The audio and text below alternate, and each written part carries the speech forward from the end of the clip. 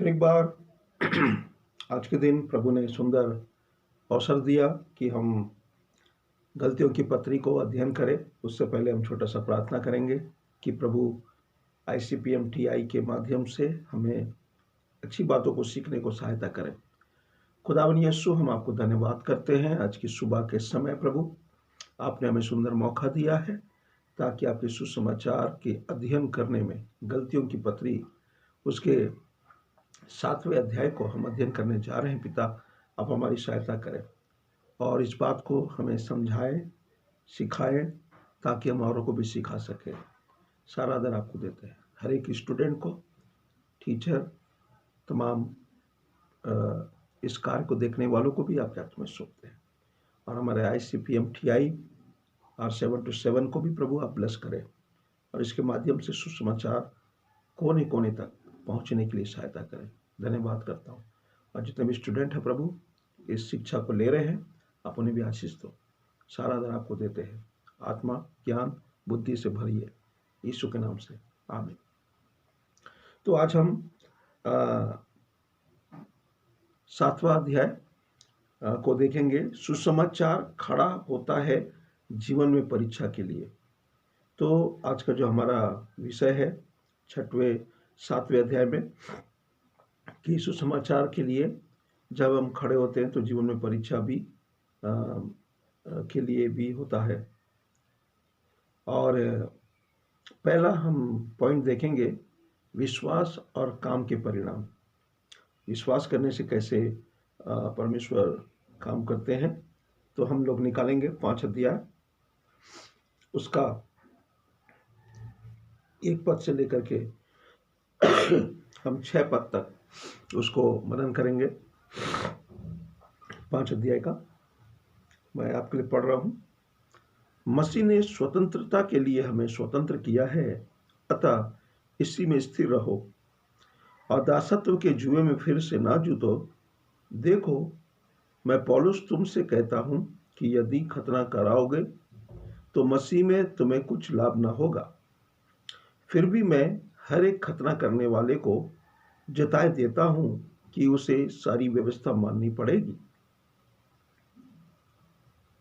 क्योंकि आत्मा के कारण हम विश्वास में आशा की हुई धार्मिकता की बाट जोते हैं। मसीह यीशु में ना खतना और ना खतना रहित कुछ काम का है, परंतु केवल विश्वास जो प्रेम के द्वारा प्रभाव डालता है। यहाँ पर प्रभु के भक्तदास पौलुस ने रोमियो की पत्री को लिखा और मैंने आपको इसके बारे में परिचय पिछली क्लास में बताया 6वें अध्याय में कि कलीसिया में गलत शिक्षा आने के कारण से पौलुस ने गलतियों के कलीसिया को ये पत्र लिखा, क्योंकि वो उसे बहुत ध्यान देते थे कलीसिया के लोगों को। और जब सुसमाचार के लिए खड़ा होते हैं तो परीक्षा भी जीवन में आता है। तो यहाँ पर वो ये कहना चाह रहे हैं कि मसीह ने तुमको स्वतंत्र किया है, तो तुम अपने आप को सुरक्षित रखो। तो उस जमाने में जब ये कलीसिया थी तो बहुत से यहूदी धर्मगुरु लोग, बुद्धिजीवी लोगों ने उन्होंने इस बात को उनके मध्य में रख दिया कि नहीं, यदि आप शारीरिक खतना नहीं करोगे, क्योंकि परमेश्वर ने चिन्ह दिया है अब्राहम को कि मेरे लोगों का ये चिन्ह होगा, तो ये करना जरूरी है, उन्होंने ये कहा। लेकिन पौलुस कहते हैं कि शरीर के खतने से क्या लाभ। वो कह रहे हैं तुम जो व्यवस्था के द्वारा धर्मी ठहरना चाहते हो, 4 पद में, मसीह से अलग और अनुग्रह से गिर गए हो, क्योंकि आत्मा के कारण हम विश्वास से आशा की हुई धार्मिकता की बाट जोते हैं। तो वो इस बात को बता रहे हैं कि आप क्या सोचते हैं, पौलुस माने गुलाम के जुए में फिर से तुम जीतो। ऐसा पौलुस ने उनको कहा, तुम क्या सोचते हो कि फिर से तुम उस गुलामी की दशा में जूतो जिससे प्रभु यीशु ने आपको स्वतंत्र किया है?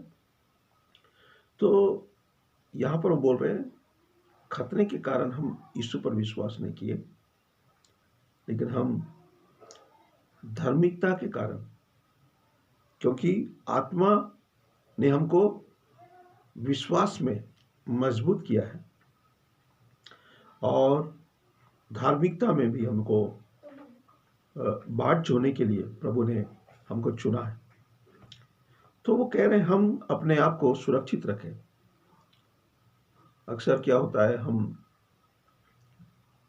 कई प्रकार से लोगों से शिक्षा प्राप्त करते हैं, सुनते हैं, लेकिन खुद परमेश्वर के वचन को मनन न करने के कारण ये समस्याएं आती है। और उस जमाने में लोगों के पास में इस रीति से बाइबल प्रिंट नहीं था, हर कोई बाइबल नहीं पढ़ा करता था, लेकिन वो जाकर सुनते थे। लेकिन आज हमारे पास सब कुछ है, फिर भी लोग कंफ्यूज हो जाते हैं, फिर भी लोग उस बंधुआई में वापस चले जाते हैं। वो भूल जाते हैं कि प्रभु यीशु ने हमको स्वतंत्र किया, हमें गुलामी से, शैतान के बंधन से, नशे से, नाना प्रकार की आत्माओं से, शैतान की आत्माओं से, दुष्ट शक्तियों से, गरीबी की आत्मा से, निराशा की आत्मा से यीशु ने हमको छुड़ाया है। तो अब हमें विश्वास में और धार्मिकता में हमें बढ़ने की जरूरत है। हम अपने नोट्स में देखेंगे, उसका 7वां में पहला पॉइंट है, सुसमाचार खड़ा होता है जीवन में परीक्षा के लिए। उसमें ए है विश्वास और काम का परिणाम। वो 5 अध्याय 1 पद से लेकर 26 पद तक है, लेकिन हम अभी देखे हैं खतना या विश्वास। 5 अध्याय 1 पद से लेकर 6 पद तक खतना या विश्वास, उसके बारे में उन्होंने यहाँ पर उल्लेख किया है। और हम इस बात को समझे। 3 पद में उन्होंने कहा, फिर भी मैं हर एक खतना करने वालों को जताए देता हूं कि उसे सारी व्यवस्था माननी पड़ेगी, पूरी व्यवस्था को मानना पड़ेगा। उन्होंने इस प्रकार से उनको कहा। उसके बाद हम देखते हैं 7वां पद में उन्होंने गलतियों को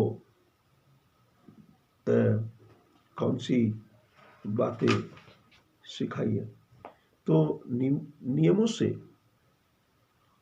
प्रगति में बाधा, हमारा जो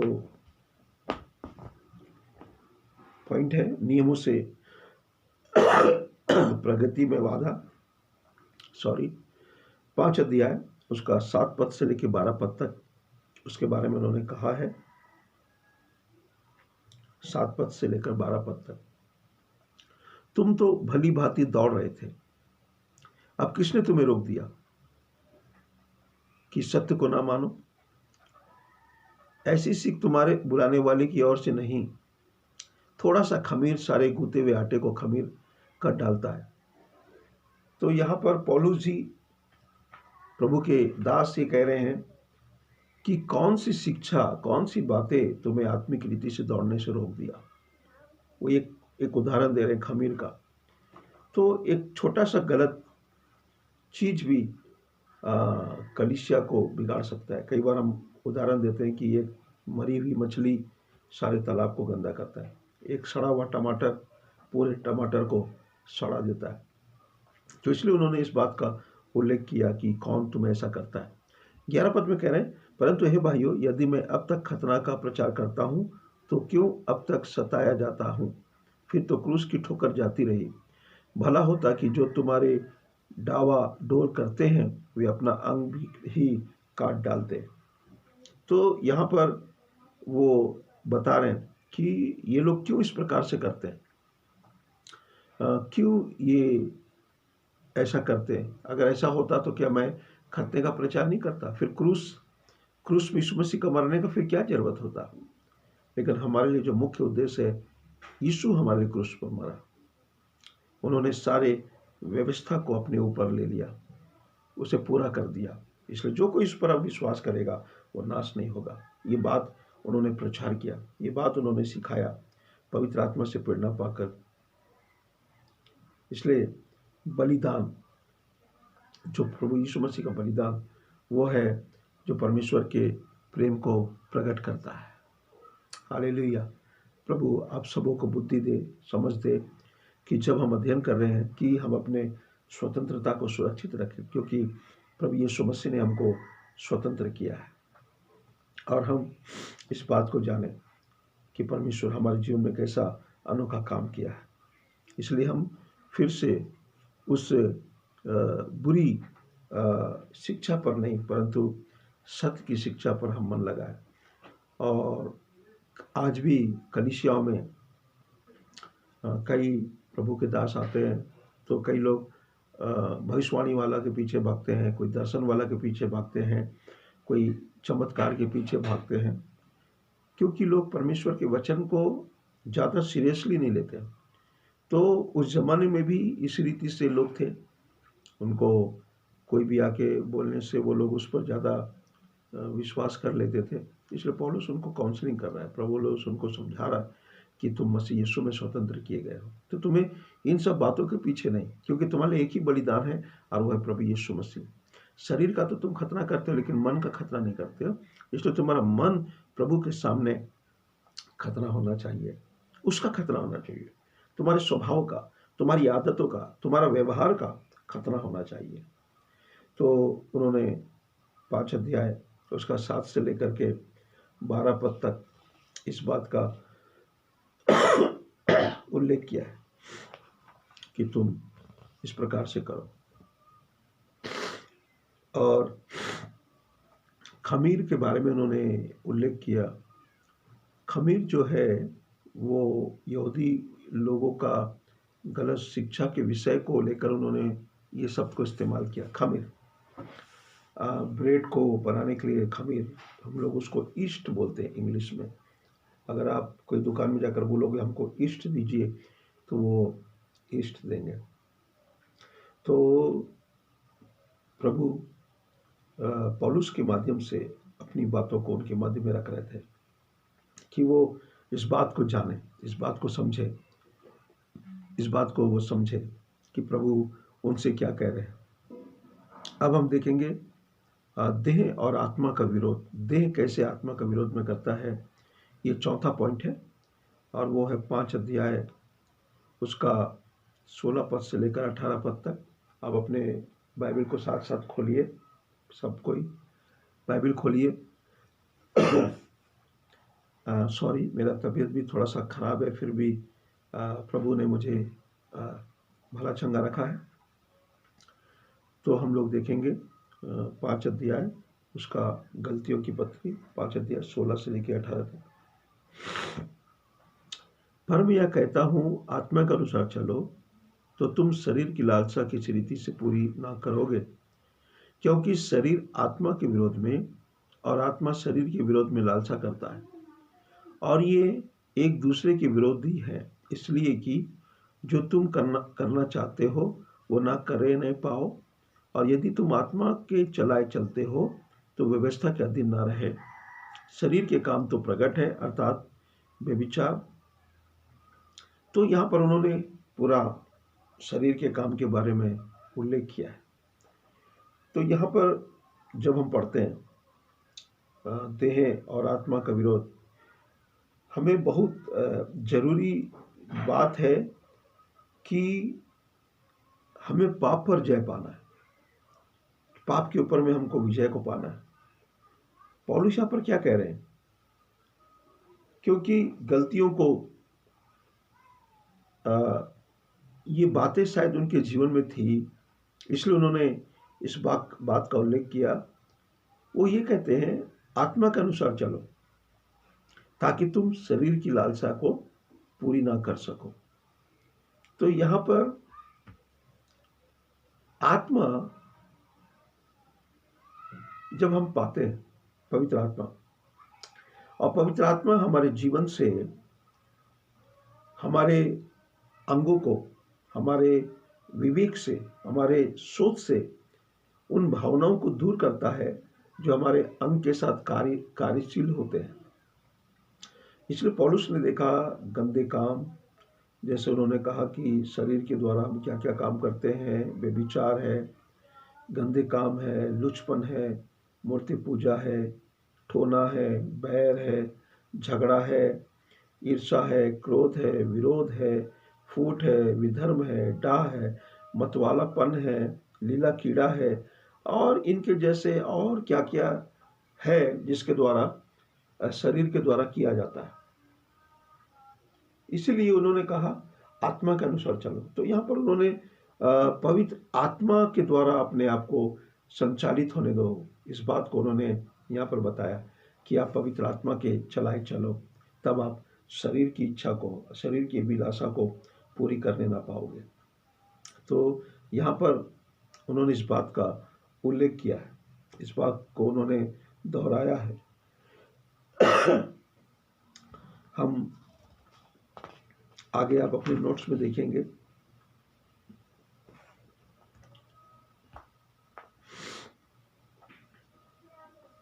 उन्होंने हमें इस बात को बोला कि पवित्र आत्मा के अनुसार चलना।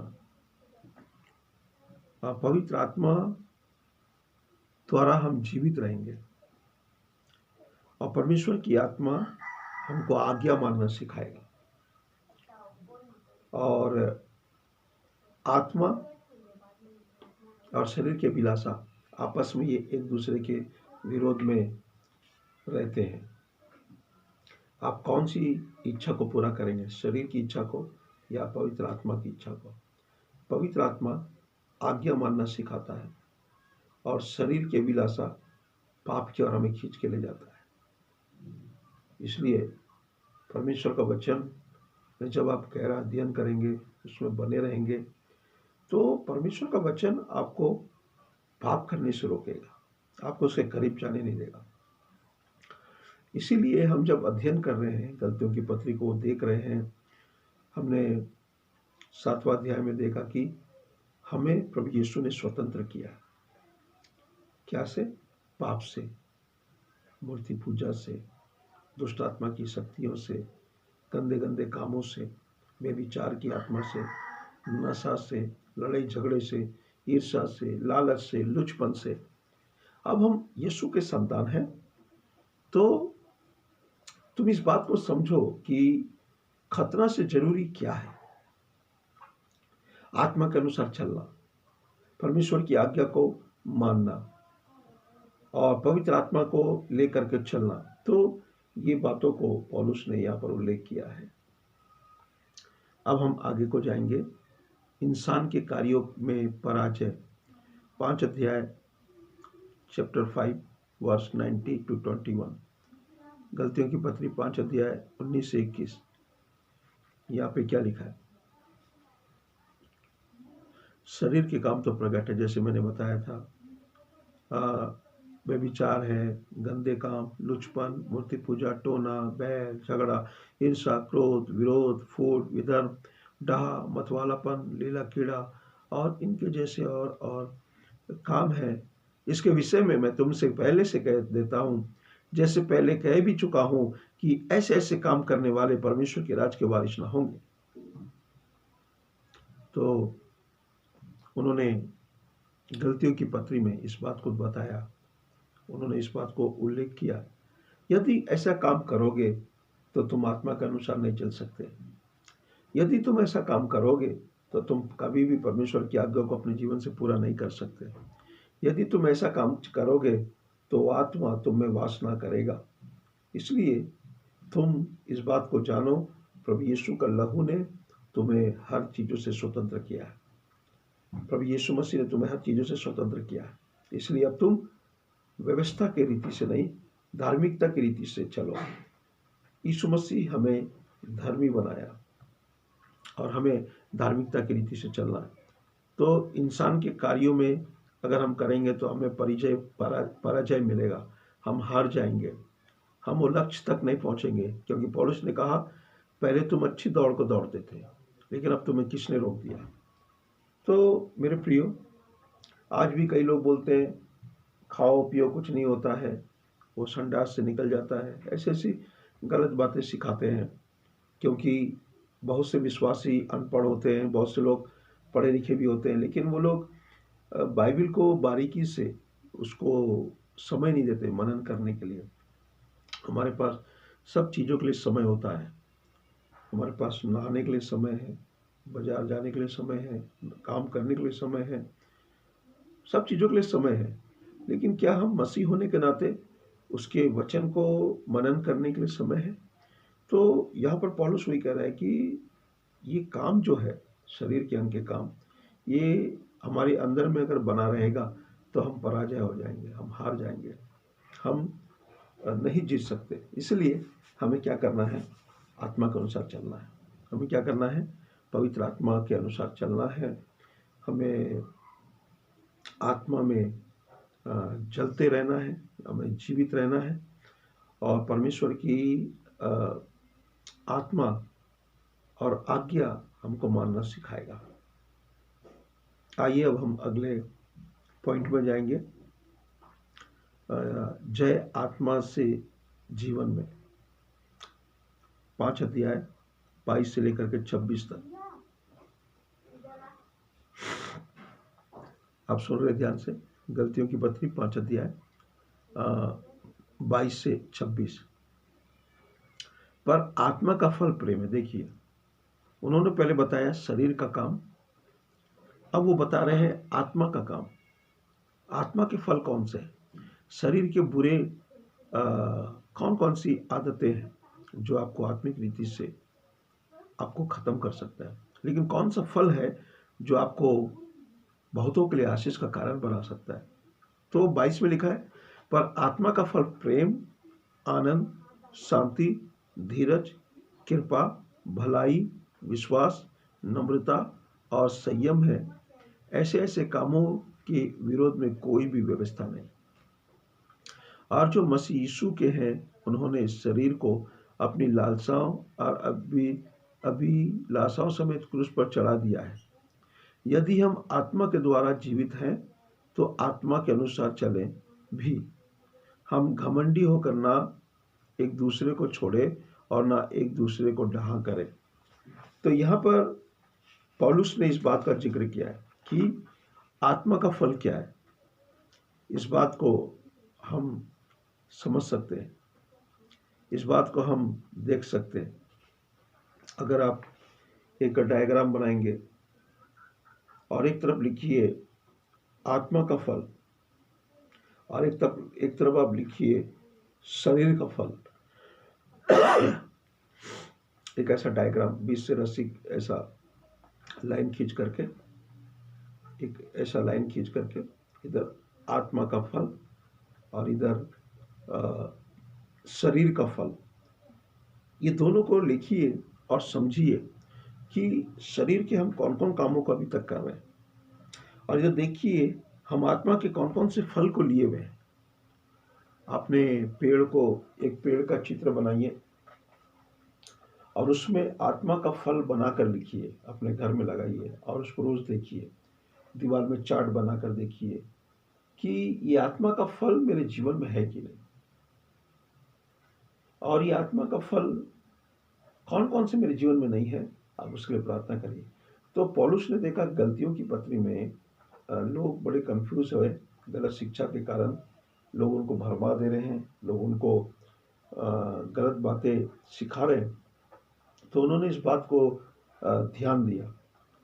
तो अक्सर हमें इस बात को ध्यान रख करके सोचना चाहिए, हमें समझना चाहिए, हमको इसको अपने जीवन में परखना चाहिए कि आत्मा का फल मेरे जीवन में है कि नहीं।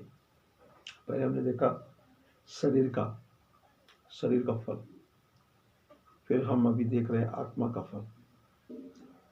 तो ये हमारे जीवन के लिए बड़ा लाभदायक है। और पौलुस ने कितने अच्छे तरीके से उस बातों को उल्लेख किया, उन्होंने कितने अच्छे तरीके से इस बात को बताया कि आत्मा का फल कौन सा है, शरीर का फल कौन सा है। उन्होंने बहुत अच्छे तरीके से इस बात को उल्लेख किया, क्योंकि परमेश्वर ने उसको प्रेरणा दिया और वो बड़े ध्यान से अपने लोगों को चाहता था अपने लोगों को प्यार करता था। हमें पवित्र आत्मा के अनुसार चलना है, ये पौलुस उनको बता रहा है। वो बता रहा है कि अब तुम तुम्हारे नहीं हो, परंतु अब तुम परमेश्वर के संतान हो। तो परमेश्वर के संतान होने के नाते तुम्हें आत्मा के अनुसार चलना है, ताकि परमेश्वर का आत्मा तुम में जय को पाए। हमारे कई भाई बहन इस बात को नहीं समझ पाते। अक्सर लोग केवल चंगाई के विषय में लोगों को कहते हैं, चंगाई के विषय में बताते हैं। अनपढ़ लोग हैं, पढ़े लिखे लोग हैं, तो हमें उन्हें एक अलग लेवल का प्रचार के साथ उन्हें शिक्षा देना चाहिए। हम लोग कलीसिया में अक्सर प्रचार करते हैं, लेकिन हमें शिक्षा देना चाहिए। और ICPM-TI R727 का यही उद्देश्य है कि हर प्रभु के दास लोग उसके वचन की शिक्षा को बड़े बारीकी से सीखें और बड़े बारीकी से अपने जीवन में अपनी कलीसिया को स्वस्थ बनाएं। ICPM-TI में हमने ये बातों को सीखा और अपने कलीसिया में हमने इस्तेमाल किया, तो परमेश्वर ने हमें बहुत जल्दी वो कलीसिया ग्रोथ करता है जब वहाँ के रखवाला अच्छे से रखवाली करना सीख जाता है। तो मेरे प्रियो, हम इस बात को समझें, इस बात को जानें कि परमेश्वर हमारे जीवन में क्या चाहता है, क्यों वो हमको चुना है और वो कैसे हमको इस्तेमाल करना चाहता है। तो हमने आज 5वां चैप्टर में देखा, बाइबल के 5 अध्याय में देखा, और अपना चैप्टर था आज 7वां, हमने जिसको अध्ययन किया कि हम अपनी स्वतंत्रता को सुरक्षित रखें, क्योंकि मसीह यीशु ने हमारे को स्वतंत्रता दिया है। हमको इसी में स्थिर रहना है और फिर से हमको दासत्व के जुए में नहीं जुतना है, फिर से हमको वो गलत काम नहीं करना है, फिर से हमको मूर्ति पूजा नहीं करना है, फिर से हमें कोई बाबा के पास नहीं भागना है, परंतु हमको वचन को थामे रहना है। हबक्कुक ने कहा, प्रभु चाहे मेरे खेत में फल लगे या ना लगे, मेरे भेड़शाले में भीड़ रहे या ना रहे, तो भी मैं तेरी सेवा करूँगा। तो मेरे प्रियो, मेरे अजीजों, R727 का यही दर्शन है कि आप वचन में मजबूत हो जाएं और अपने कलीसिया को सही शिक्षा दें। आज कई कलीसियाओं में सही शिक्षा नहीं है, सही रीति से लोग अध्ययन नहीं कर रहे हैं। कई लोग को काम नहीं है बोल करके लोग बोलते हैं हम सेवा करेंगे, लेकिन सेवा करने के लिए हमारे अंदर में बोझ की जरूरत है। और पौलुस ने बड़े बोझ के साथ उन्हें यह सिखाया है, बताया है, तुम सुरक्षित रहो, तुम स्वतंत्र हो। इसलिए खमीर जो है वो पूरे खमीर को खराब करता है। अगर 10 लोग अच्छे हैं, उसमें एक व्यक्ति अगर बुरा है, गुटखा खाने वाला है, तंबाकू खाने वाला है, शराब पीने वाला है, तो वो 9 लोगों को भी बिगाड़ सकता है। बिगाड़ने में समय नहीं लगता, लेकिन सुधरने के लिए लोग कितना स्ट्रगल कर रहे हैं। कई परिवारों में शराब पीने वाले हैं, कई परिवारों में जुआ खेलने वाले हैं, कई परिवारों में लड़ाई करने वाले हैं, एक दूसरे से प्रेम नहीं करने वाले हैं। तो ऐसी लोग हैं, लेकिन हम ऐसी परिस्थिति में क्या कर सकते हैं? क्योंकि लोग परमेश्वर के वचन को अपने जीवन में बसने नहीं देते, और वचन अगर हमारे जीवन में नहीं बसेगा तो कोई लाभ नहीं मिलेगा। एक वचन में पढ़ के हम लोग इस अध्याय को समाप्त करेंगे। इब्रानी की पुस्तक 4 अध्याय उसका 2 वचन में लिखा है, क्योंकि हमें उन्हीं की तरह सुसमाचार सुनाया गया है, पर सुने वे वचन से उन्हें कुछ लाभ ना हुआ, क्योंकि सुनने वालों के मन में विश्वास के साथ नहीं बैठा। सुनने वालों के मन में विश्वास के साथ वचन नहीं बैठा। तो यही है, जिनके अंदर परमेश्वर का वचन नहीं बैठता है, वो लोग इस रीति से काम करते हैं। तो मेरे प्रियो, आज हमने इस बात को सीखा। तो मैंने बताया, आप एक डायग्राम बनाइए, एक तरफ आत्मा का फल और एक तरफ शरीर का फल, उसको लिखिएगा। हमारे नोट्स में इसके बारे में दिया गया है, और हमें इन बातों को समझना चाहिए। हम मसीह होने के नाते हमारे अंदर में नम्रता, प्रेम, धीरज, जो बातें हमने सीखा है उसको ज़्यादा महत्व दिया जाए। तो प्रभु इस अध्ययन के द्वारा आपको बहुत ऐसा आशीष दे और आप बड़े उन्नति करें और अपने कलीसिया को प्रभु के मार्ग में सही रीति से चलाए। तो आज हमने 7वां अध्याय को देखा कि हम मसीह यीशु में स्वतंत्र किए गए हैं।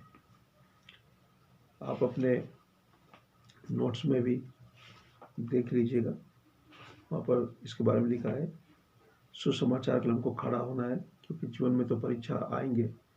तो हमने उसमें पहला पॉइंट देखा, विश्वास और काम के परिणाम को भी हमने देखा, इस रीति से हमने अध्ययन किया। तो प्रभु आप सबों को बहुत आशीष दे। सबको जय मसीह की।